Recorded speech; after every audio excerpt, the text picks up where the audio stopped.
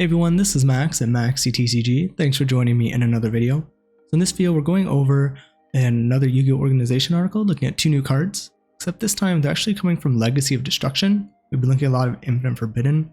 These are some cards that we're seeing. They might be TCG exclusives. One of these I do know is a Ashen support, so that is a TCG exclusive card. I'm not sure if the other one's also a TCG exclusive. I would assume so if we don't know what it is at this point. We have 2 new Diabolic Dragons. So let's see what these cards are and if they're any good. The first card, Aiza, the Dragoness of Deranged Devotion. Level 4 Fire Dragon effect monster, so maybe some Tenpai synergy. Attack 1500, defense 0.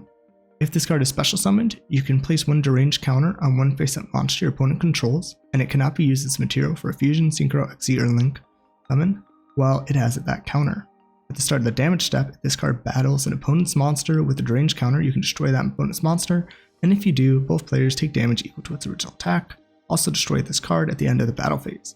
You can only use each effect of Aiza, the Dragoness of Deranged Devotion, once per turn. So overall, I think it's an interesting card. I think if this was on normal or special, it'd make it at least a little better as a way to interrupt your opponent's plays, kind of forcing potentially something right away. If you hit this on like a Snake Eyes Flameburst Dragon, and they chain the effect to bring the IP out, they won't be able to use the Flameburst Dragon's material, getting them bodies. So I think that could be more interesting as normal or special.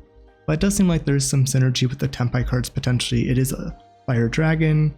It does have battle phase effects. It has ability to burn in the battle phase. So that could be kind of interesting. So I think it's an interesting card. I don't think it's amazing. Maybe Tenpai will play it as a one-of. I'm not really sure. I could see this either getting very fringe play to no play. If there's something I'm missing with this card though, and you think it's really good, or there's a synergy I'm not talking about, let me know in the comments. I'd love to hear what you guys are thinking or planning to use this card for, or if you just think the card's not very good. Alright, so let's go to the next card. Alright, so for this card we have Veidos, the Dragon of Endless Darkness. Level 10 Dark Pyro Fusion effect monster, attack 3000, defense 1700. Materials, Veidos, the Eruption Dragon of Extinction, plus 2 level 9 or lower Pyro monsters. Cannot be destroyed by card effects, also your opponent cannot target with monster effects.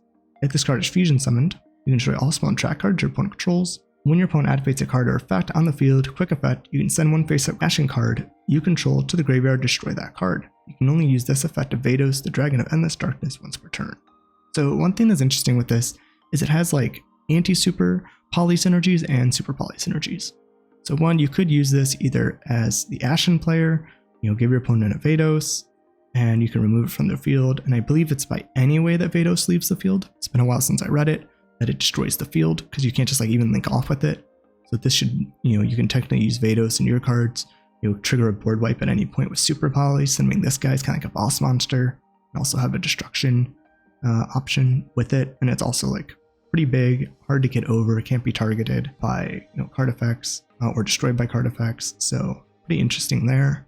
The other aspect is that because it's at level 10, you can't use it as a super poly target against your opponent if you're trying to go into this card. So that's kind of an interesting synergy that they, I think, also did with some of the Yubel cards. Puppets, you can't just super poly their super poly target. So that's kind of cool. But overall, I like what this gives the deck as an option to be able to play with.